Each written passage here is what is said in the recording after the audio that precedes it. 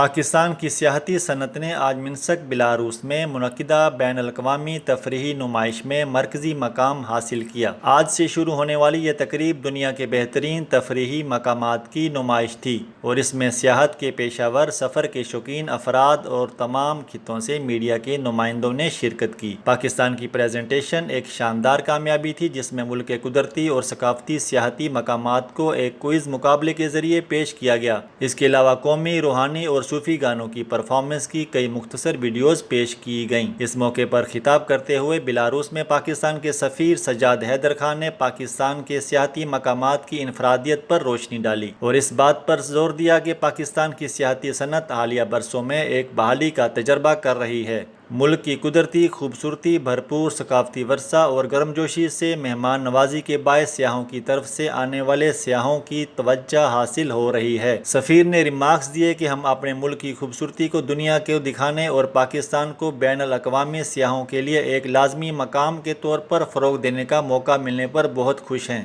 سفیر نے امید ظاہر کی کہ بین الاقوامی تفریحی نمائش میں پاکستان کی شرکت سے پاکستان کی سیاحت کی صنعت کو مزید فروغ دینے اور ہمارے ملک میں مزید زائرین کو راغب کرنے میں مدد ملے گی۔ منسک میں بین الاقوامی تفریحی نمائش 13 اپریل سے 16 اپریل تک جاری رہے گی۔ وائس آف نیشن کی ویڈیوز دیکھنے کے لیے ہمارا چینل سبسکرائب کیجیے اور بیل کے آئیکن پر کلک کیجیے تاکہ آپ ہماری تمام آنے والی ویڈیوز سے باخبر رہ سکیں۔